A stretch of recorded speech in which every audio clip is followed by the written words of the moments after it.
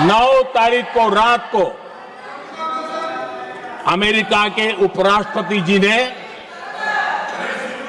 मुझसे बात करने का प्रयास किया। वो घंटे भर कोशिश कर रहे थे, लेकिन मेरी सेना के साथ मीटिंग चल रही थी, तो मैंने उनका फोन उठा नहीं पाया। बाद में मैंने उनको कॉल बैक किया। मैंने कहा कि आपका फोन था, 3-4 बार आपका फोन आ गया, क्या है? तो अमेरिका के उपराष्ट्रपति जी ने मुझे फोन पे बताया कि पाकिस्तान बहुत बड़ा हमला करने वाला है, ये उन्होंने मुझे बताया। मेरा जो जवाब था, जिनको समझ नहीं आता है उनको तो नहीं आएगा,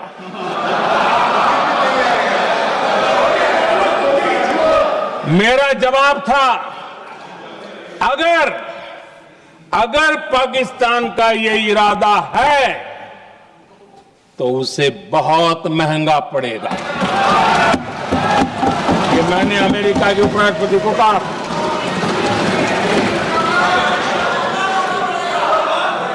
अगर पाकिस्तान हमला करेगा तो हम बड़ा हमला कर करके जवाब देंगे, ये मेरा जवाब था। और आगे मेरा एक वाक्य था, मैंने कहा था हम गोली का जवाब गोले से देंगे। ये 9 तारीख रात की बात है, और 9 रात में और 10 सुबह हमने पाकिस्तान को सैन्य शक्ति को तहस नहस कर दिया था।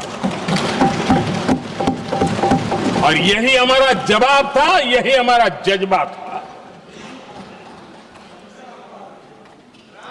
और आज पाकिस्तान भी भली भांति जान गया है कि भारत का हर जवाब पहले से ज्यादा तगड़ा होता है।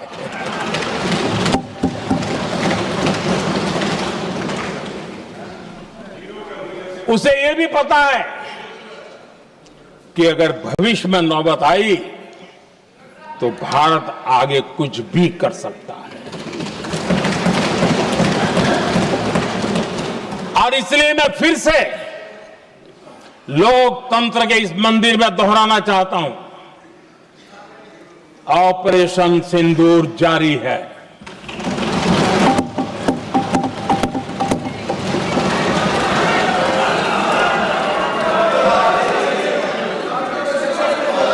पाकिस्तान ने दुस्साहस की अगर कल्पना की तो उसे करारा जवाब दिया जाएगा।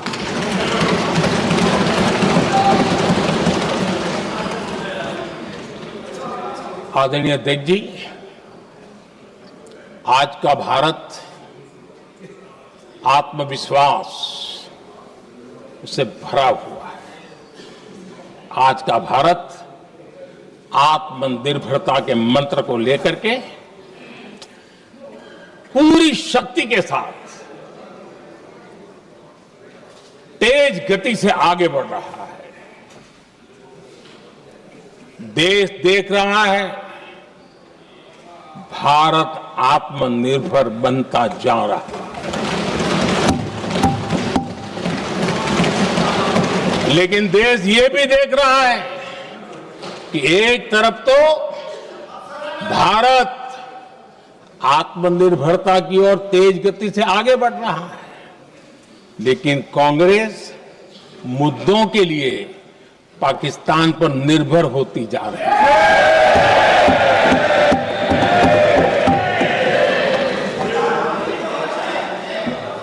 मैं आज पूरा दिन देख रहा था, जो 16 घंटे से जो चर्चा चल रही है, दुर्भाग्य से।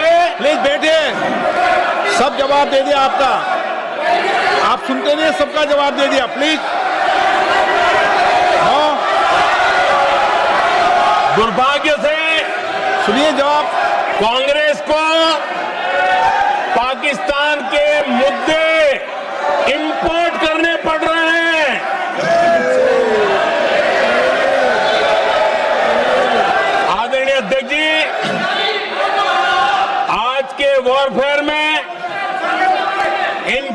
कम्युनिकेशन और नैरेटिव्स की प्लीज बैठिए। बहुत बड़ी भूमिका है। नैरेटिव घड़ करके एआई का भी भरपूर उपयोग करके सेनाओं के मनोबल को कमजोर करने के खेल भी खेले जाते हैं। जनता के अंदर अविश्वास पैदा करने के भी भरपूर प्रयास होते हैं। दुर्भाग्य से कांग्रेस और उसके सहयोगी पाकिस्तान के ऐसे ही प्रपंच के प्रवक्ता बन चुके हैं।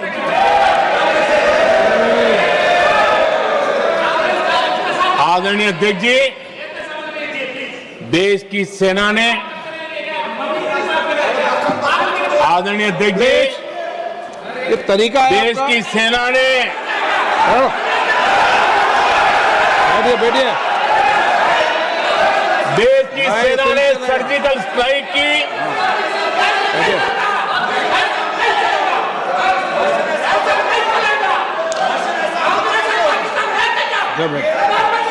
बैठिए बैठिए।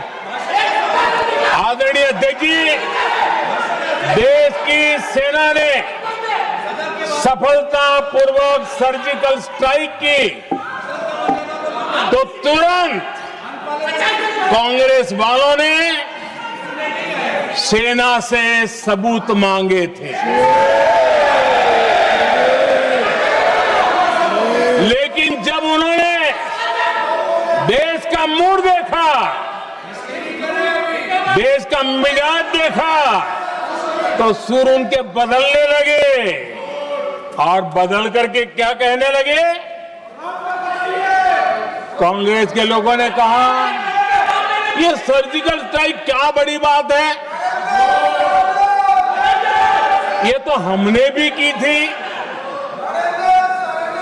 एक ने कहा 3 सर्जिकल स्ट्राइक की थी, दूसरे ने कहा 6 सर्जिकल स्ट्राइक की थी, तीसरे ने कहा 15 सर्जिकल स्ट्राइक की थी। जितना बड़ा नेता उतना बड़ा आंकड़ा चल रहा था।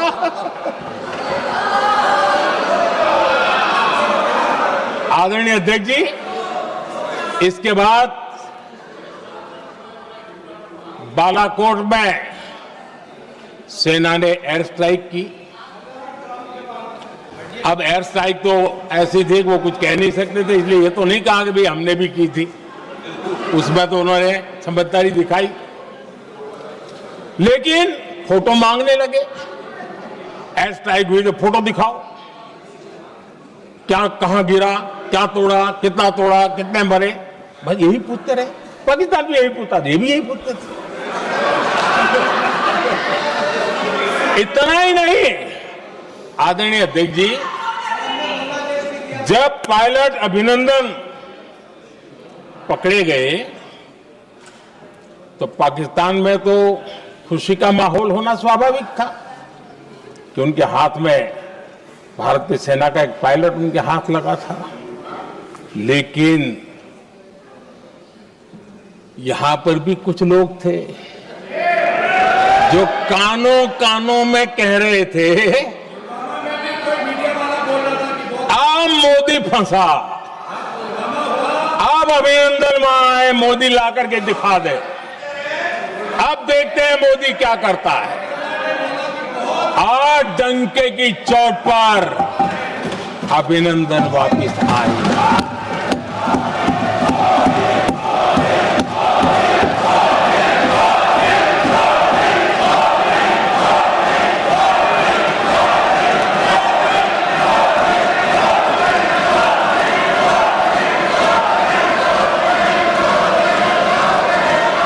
अभिनंदन को ले आए तो इनकी बोलती बंद हो गई। इनको लगा यार ये नसीब वाला आदमी है, हमारा हथियार हाथ से निकल गया।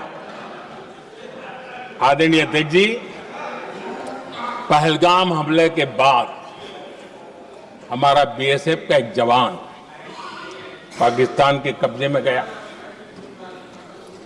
तो फिर इनको लगा वाह बड़ा मुद्दा हाथ में आ गया है, अब मोदी फंस जाएगा। अब तो मोदी की फजीयत जरूर होगी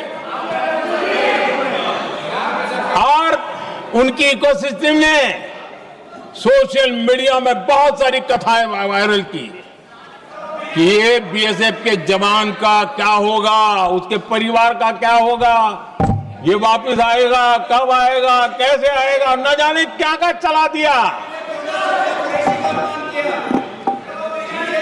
आदरणीय अध्यक्ष जी, बीएसएफ का वो जवान भी आन बान शान के साथ वापस आए।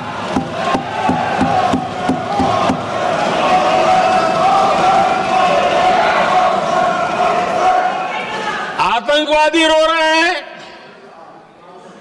आतंकवादियों के आका रो रहे हैं और उनको रोते देखकर यहां भी कुछ लोग रो रहे हैं।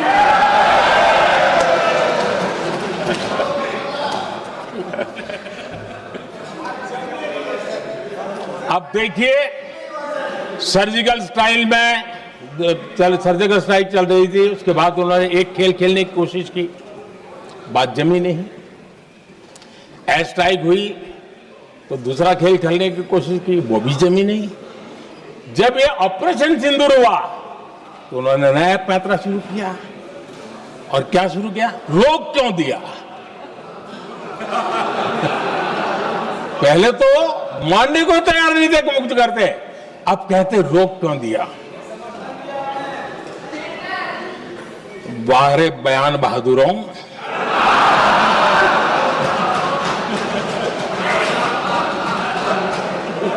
आपको विरोध का कोई न कोई बहाना चाहिए और इसलिए सिर्फ मैं नहीं, पूरा देश आप पर हंस रहा है।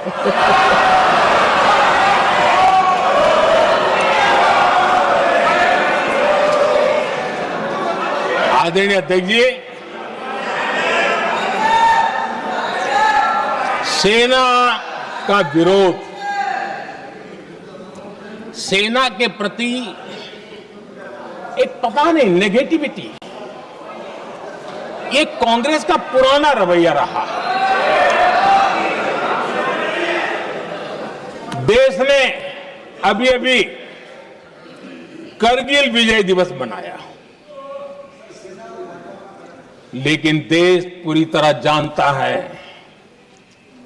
कि उनके कार्यकाल में और आज तक करगिल के विजय को कांग्रेस ने अपनाया नहीं।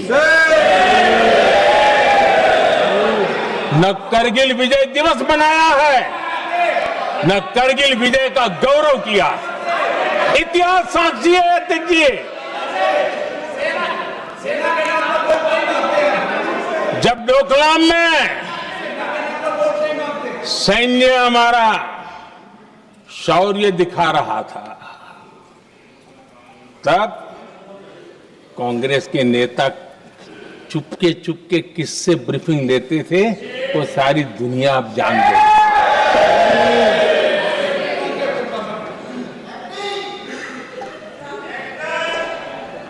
आप निकाल दीजिए पाकिस्तान के सारे बयान और यहां हमारा विरोध करने वाले लोगों के बयान, फुल स्टॉप कॉमा के साथ एक है।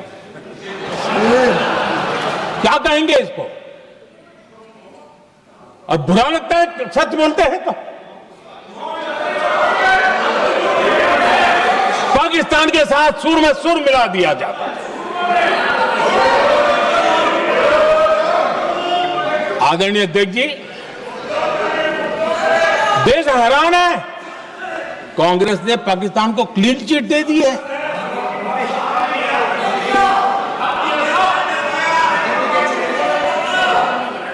उनकी ये हिम्मत, और इनकी आदत जाती नहीं है, ये हिम्मत कि पहलगाम के आतंकी पाकिस्तानी थे, इसका सबूत दो।